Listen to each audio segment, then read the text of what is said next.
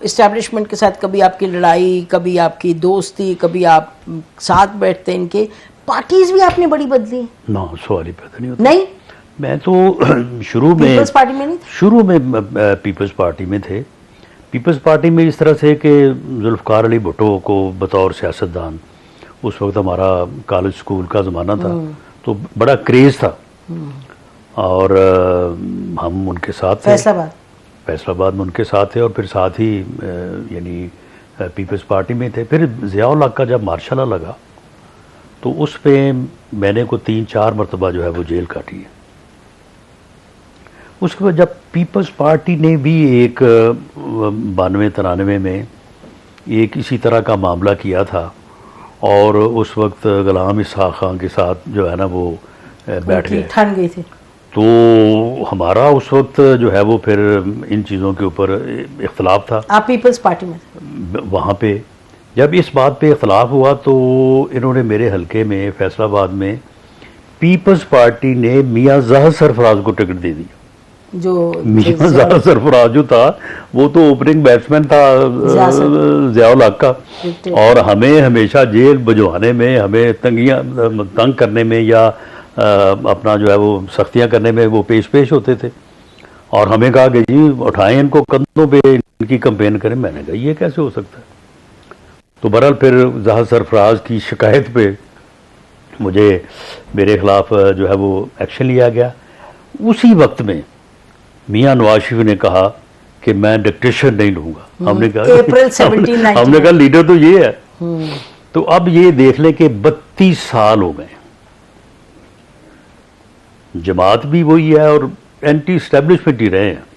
कभी हमने इस्टेब्लिशमेंट के, जो आपने कहा ना, कभी इस्टेब्लिशमेंट का साथ दिया कभी खिलाफ, नहीं, एक ही जो है वो नुक्ता नज़र है और वो वही है जिसको एक नारे में समोया था कि वोट को जो है वो इज्जत। ये बात दुरुस्त है कि जब लंदन में मीटिंग हुई PDM 1 जब बनी तो मियाँ नवाज शरीफ साहब ने बार बार कहा कि नहीं, हुकूमत नहीं लेनी, हुकूमत नहीं लेनी। फिर मुझे किसी ने बताया जो वहाँ मौजूद थे, उन्होंने कहा कि मियाँ साहब ने कहा मेरा 40 साल का तजर्बा है, ये नहीं हमें लेनी चाहिए हुकूमत। ये दुरुस्त बात है?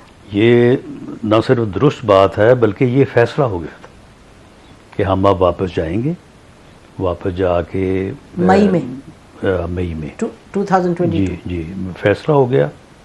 और फैसला जो है वो मियाँ नवाज शरीफ साहब के इनिशिएटिव पे ही हुआ।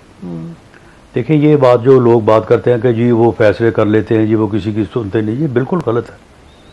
उन्होंने सबको बुलाया, हम 7-8 लोग थे, हमारे साथ 3 दिन उन्होंने पूरी मगजबारी की और फिर उसके बाद हम में से पहले कुछ थे जो नहीं चाह रहे थे, लेकिन बहरहाल फिर फैसला हो गया कि हुकूमत के झंडा और गाड़ी छोड़नी है, हुकूमत नहीं करनी, इलेक्शन में जाना है। यहाँ पे शहबाज शरीफ प्राइम मिनिस्टर थे, बिल्कुल, और मियाँ शहबाज शरीफ ने बिल्कुल दिल से ये बात तस्लीम कर ली। यहाँ पे स्पीच भी तैयार हो गई, दिन भी तय हो गया। इस बंदे ने ना वो उस दिन अल्टीमेटम इसने कहा कि इस्तीफा दो, इलेक्शन अनाउंस करो वरना मैं आ रहा हूँ, लॉन्ग मार्च। अब उसके बाद जनाब फिर एक दूसरी राय आई, उसमें जरदारी साहब और अपना मौलाना फजल इन साहब ने कहा कि जी अब ये तो पब्लिक में मैसेज आएगा कि आप इसके आगे लग के दौड़ पड़े, तो ये तो फिर हमें इलेक्शन में भी ये चीज़ जो है वो हमारे खिलाफ जाएगी। आपकी पार्टी के भी तो लोग की भी यही सोच थी कि नहीं। फिर उसके बाद एक मीटिंग हुई, उस मीटिंग में वीडियो लिंक पे मियाँ नवाज शरीफ साहब भी थे और ये बाकी सारे लोग भी थे, हम जरदारी साहब भी थे, मौलाना भी थे। तो यहाँ पे फिर इस आर्गूमेंट ने प्रिवेल किया और फिर कुछ अरसा के लिए वो फैसला रुक गया। बस जब वो रुका है तो वो कहते हैं ना कि रुके तो कोहे गिरां थे हम, जो चले तो जहाँ से गुजर गए। बस फिर जो है ना वो फिर कहानी और बस आगे से आगे चलता रहा। हुकूमत अभी जब बनाई है तो उस वक्त जब नवाज शरीफ साहब आ रहे थे तो इरफान सिद्दीकी साहब ने भी पीछे कहा कि जी जब वो लंदन से निकले थे तो उन्होंने कहा कि जी मैंने तो बनना ही नहीं प्राइम मिनिस्टर, मुझे पता है कि मैं नहीं बनूंगा प्राइम मिनिस्टर। और आप लोग कह रहे थे कि वो कह रहे हैं कि जी वो प्राइम मिनिस्टर ही नवाज शरीफ, तो कौन सही कह रहे हैं? हम ठीक कह रहे थे, ये पार्टी का फैसला था।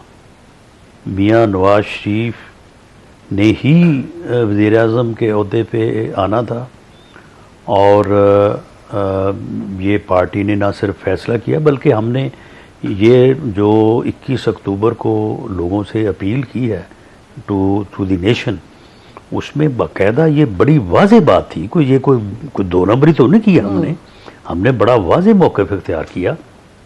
वहाँ पे सभी लोग थे, पार्टी की सारी लीडरशिप उस स्टेज के ऊपर बैठी थी, और मियाँ नवाज शरीफ ही हमारे लीडर थे, और उन्होंने ही वज़ीर आज़म बनना था। लेकिन एक कंडीशन थी, और हमें उसके ऊपर इतना यकीन था कि हम 8 फरवरी से पहले बिल्कुल ये एक्सेप्ट नहीं करते थे।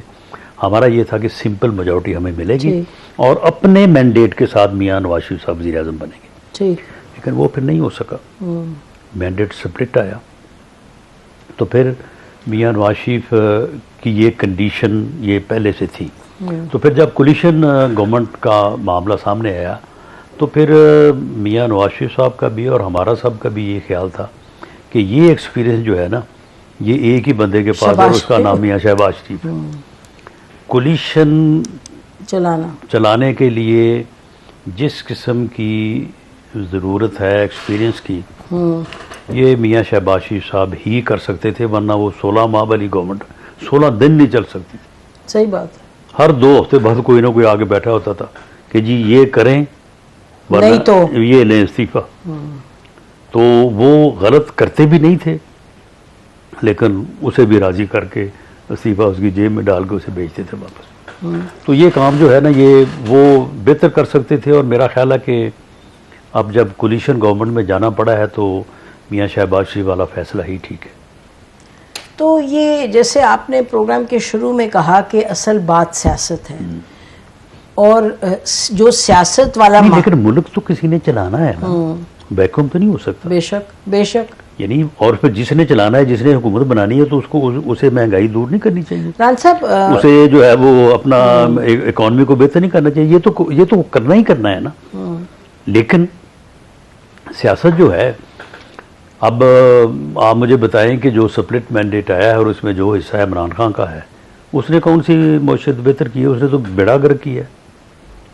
उसने कौन सी महंगाई कम की है? क्या परफॉर्मेंस है उसकी?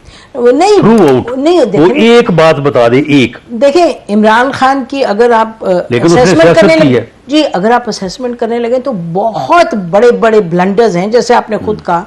लेकिन दूसरी तरफ जैसे आपने खुद कहा कि भाई वोट को इज्जत दो, आप बिल्कुल बहुत ईमानदारी से इस वक्त बात कर रहे हैं। ये तो बात सब जानते हैं कि 9 फरवरी को एक अजीब पाकिस्तान ने देखा हाल के ना ये लोग कैंपेन कर सके।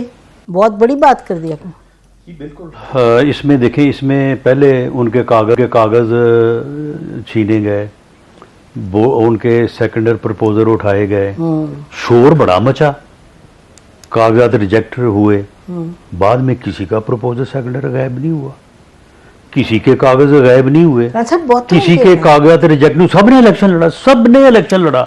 जो पिछले 9 माह कहीं नजर नहीं आ रहे थे, जो पता नहीं कहाँ पे जाके कोई, मेरा ख्याल है कोई अपना किस बर्रे आज़म में बैठे थे, सबने इलेक्शन लड़ा। लेकिन वो केपी के भी भाग गए। तो ये जो मीडिया पे चलता रहा कि जी उनके साथ ये हो गया जी, बड़ी ज्यादती हो रही जी, प्रपोजल उठा लिया जी, सेकेंडरी